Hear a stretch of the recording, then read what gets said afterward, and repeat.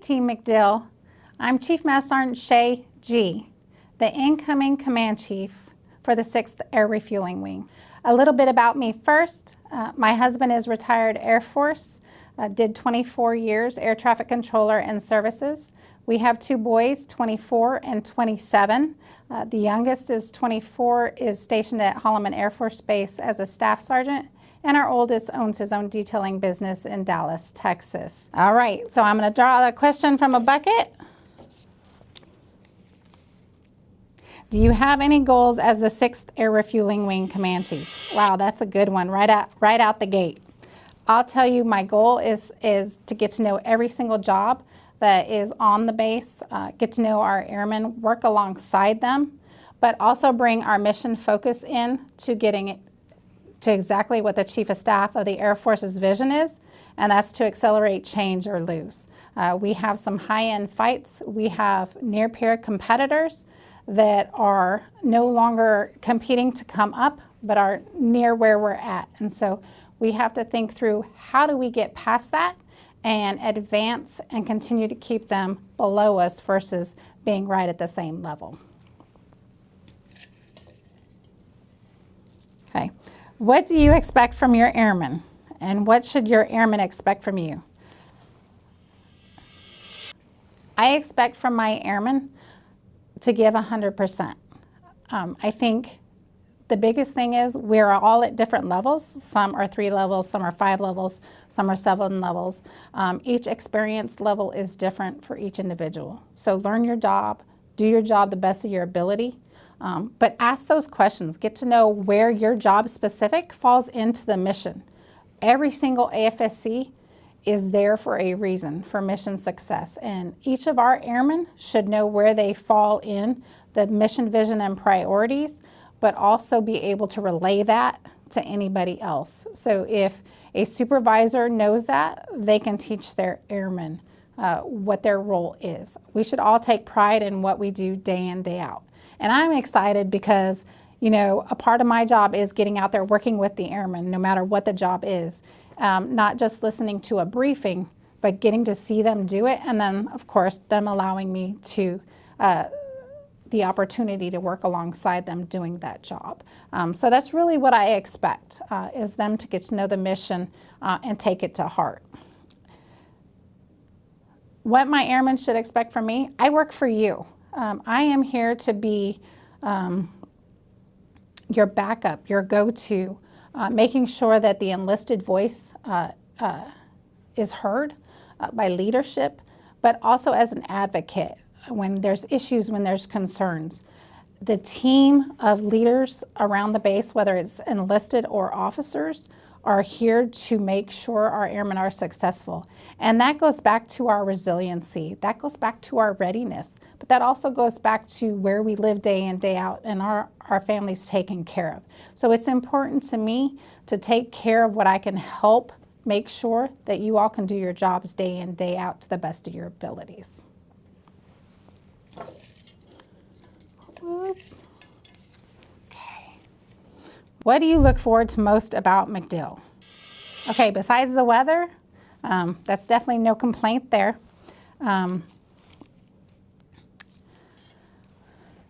It's a different mission set than what I'm used to. So I'm looking forward to learning about it, getting to see it.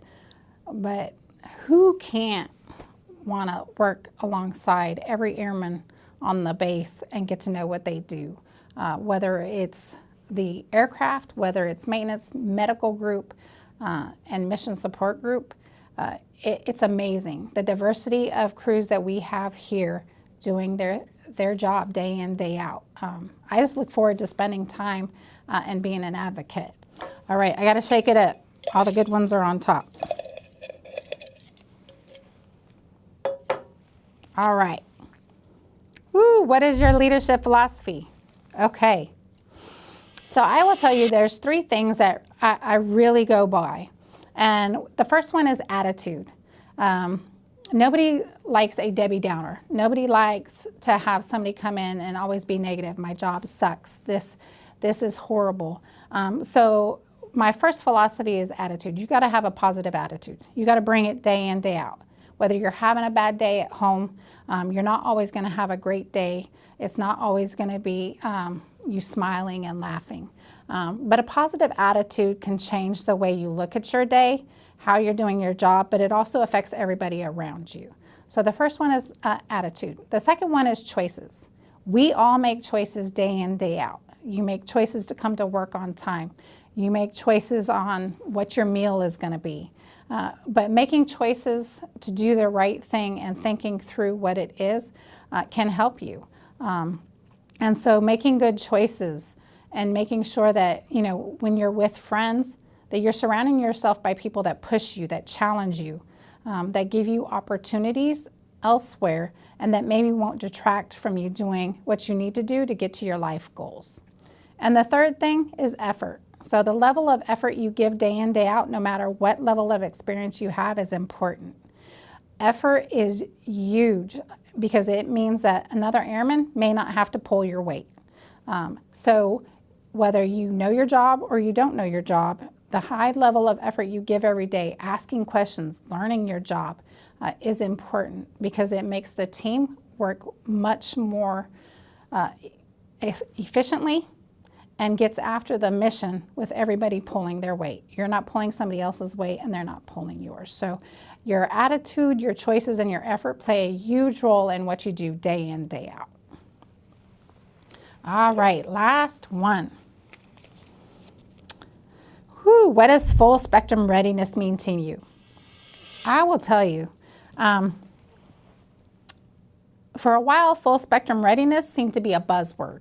Everybody used it, but nobody had a specific meaning behind it. And so readiness to different people means different things. But I think readiness plays a factor in, are you ready to do your job day in, day out? Is your family taken care of so that you can do your job day in, day out? And then again, it goes back to the chief of staff's accelerate, change, or lose. How are we getting after being the best with our competitors, whether it's China, whether it's Russia, whether it's Iran? There are so many different adversaries in play right now that affect what we're doing. And if we can't do our jobs to the best of our abilities, but then get after the exercises, getting after what we don't see on a day-to-day basis, but give our all, is important to make sure that we continue. But I also think innovation plays a huge role in that. And so we have airmen that may have been in a couple months. We have airmen that have been in 20 years that look at things from different perspectives. And so taking the information and the airmen saying, hey, have we thought about looking at what we're doing now and changing it to this to make it better? Innovation doesn't mean you always have to come up with something new.